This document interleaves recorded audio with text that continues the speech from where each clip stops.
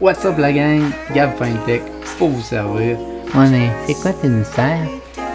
Qu'est-ce que je vous sers? Mon enjouement pour votre divertissement en temps de confinement. Puis oubliez pas, je suis juste un idiot qui fait des vidéos. Donc avant de faire un move de cabochon, va chercher de l'information. Aujourd'hui je vous parle d'un moment historique. Perseverance, le rover de la NASA qui est arrivé sur Mars, qui va être à la recherche d'eau puis de présence de formes de vie. Touchdown confirmed. Perseverance safely on the surface of Mars. A successful landing for NASA's Mars rover Perseverance Thursday, the robotic astrobiology lab sharing this first image from the red planet moments after touchdown. Dr. Lori Glaze, the director of NASA's Planetary Science Division, says the goal of the rover's 2-year, $2.7 billion mission is to search for signs of organisms that may have thrived on Mars billions of years ago. Puis ça vient marquer un ère en fait d'exploration extraplanétaire. En fait, je vais vous montrer Katie Wood qui nous parle déclin des coûts rattachés à l'exploration extraplanétaire est en train de chuter drastiquement. You said earlier in December, it's important to get on the right side of change and stay on the right side of change because it's hit escape velocity. Is that what this is about? Is space another part of that whole change paradigm that you keep talking about?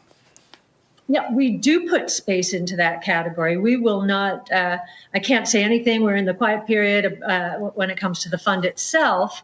You have to wait until the SEC deems it effective. But yes, the right side of change. And the reason is always the same. The costs associated with launching, with rockets themselves, with antenna, they're all coming down dramatically thanks to both the private and the public sector. But I think the private sector has really helped NASA out here. You've got Elon Musk, you've got Jeff Bezos, you've got Richard Branson in another way. And on the technology side, we see SpaceX and Blue Origin pushing the envelope. So costs are coming down and the technologies are finally ready. I think the reusable rocket that Elon, many people were saying, why is he doing that? Why is he doing that? And of course, now we know the only way he's going to be able to get to Mars, or whoever the first people are, we are going to need reusable rockets to do that. And so, again, it's always about cost. Right. Costs are collapsing, and it's always about technology being ready. So, yes. We can't wait to find out the names that are going to be in that ETF when the time is right. Ce qui va créer une plus grande offre des services aérospatiaux, ça va entraîner une nouvelle économie parce que sur Terre, il y a certains éléments qui sont en quantité réduite, tandis que dans l'espace, on a accès à un plus grand nombre, même à un nombre infini de ressources. Donc, c'est pour ça que c'est un moment quand même important, parce que si vous pensez juste à l'or, le gold qu'il faut extraire des bas-fonds des souterrains dans la Terre, ben en fait, avec l'exploration spatiale, ce qu'on pourrait faire, c'est si on analyse différents astéroïdes, puis il y en a un qui contiendrait 90% d'or, mais en fait, on pourrait exploiter cet astéroïde-là pour ramener l'or sur la Terre. Puis avec le déclin des coûts pour l'exploration extraplanétaire, ben il va y avoir de plus en plus d'innovation dans ce secteur-là. Parce qu'il va y avoir une demande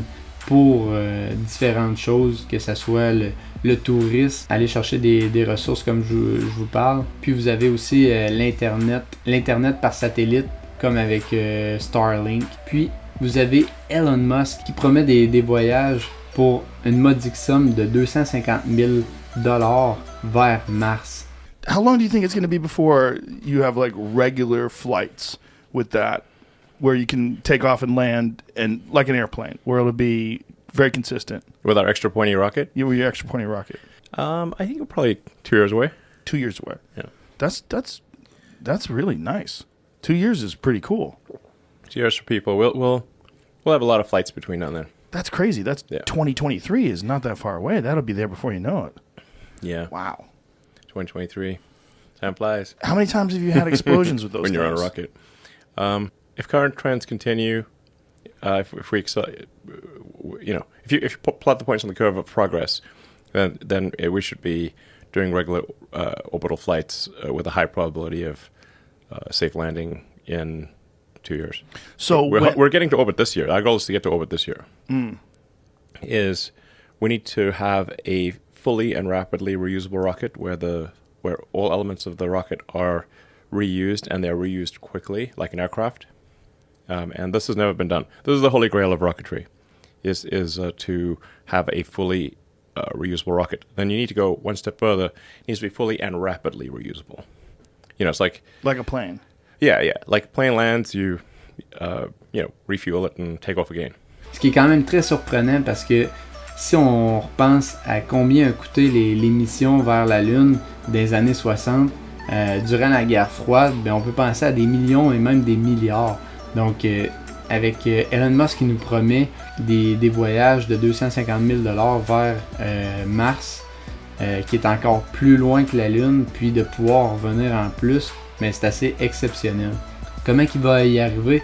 En fait, avec une technologie que SpaceX a développée, avec des rockets qui sont réutilisables. Donc, ça coûte pratiquement juste du fuel pour envoyer les rockets vers Mars.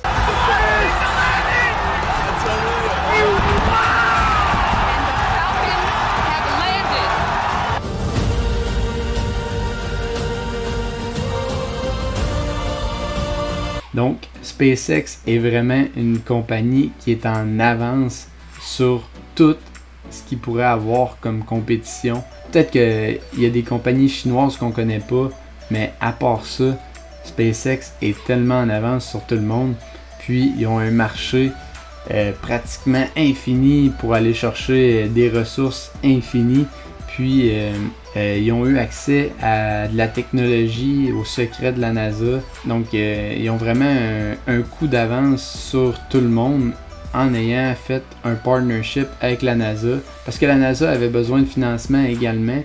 Puis, ils sont alliés avec SpaceX. Ils ont réussi à faire une win-win situation. Puis là, SpaceX est tellement en avance sur tout le monde que c'est sûr qu'ils vont dominer ce marché-là. Puis, comment vous exposer à SpaceX? En fait, vous avez ARKX. K-Woods va ouvrir un nouveau ETF, un fonds transigeant en bourse, qui va s'appeler ARKX, ARKX, qui va sans doute regrouper SpaceX en majeure partie. Elle n'a pas pu expliquer ses positions, mais c'est sûr que SpaceX va prendre une grande partie. Mais une de mes positions, présentement, détient 8% de SpaceX, puis c'est Google.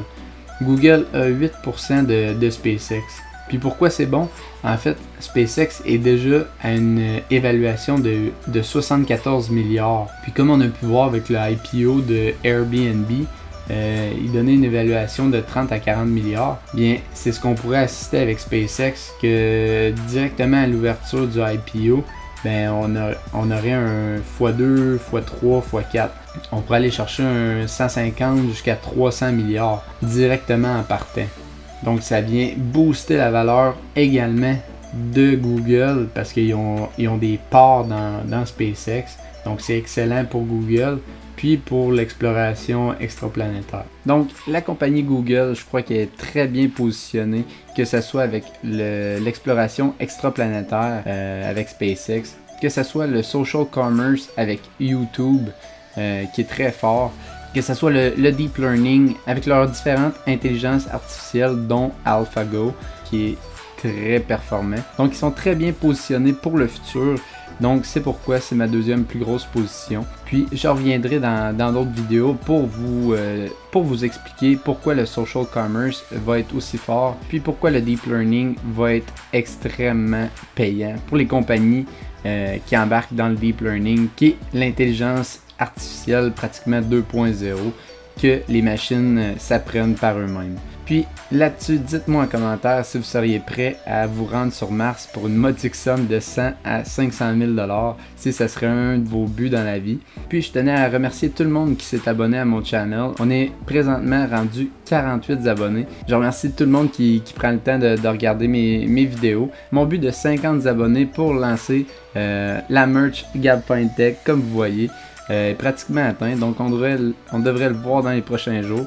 Donc, je vais vous garder au courant là-dessus. Puis, la majorité des revenus, comme j'ai donné 70$ dans mon live, dont 50$ à celui qui avait commenté, share, puis qui était abonné, c'est Monsieur Heinz. Puis, un 20$ à Monsieur Bernard pour avoir participé au stream en répondant aux questions du live. Donc, je remercie à tout le monde aussi d'avoir participé au live. Puis, l'argent de la merch, je prévois la redonner essentiellement à la communauté qu'on est en train de construire pour que vous puissiez investir prochainement. Puis, mon but, c'est d'essayer de renseigner le plus de Québécois sur la finance, comme quoi ça peut être important puis life-changing pour eux. Puis, en finissant, n'oubliez pas de liker, de vous abonner aussi, ceux que c'est pas déjà fait. Puis, on se dit à la prochaine pour un prochain Gab FinTech. Merci tout le monde. Bonne journée.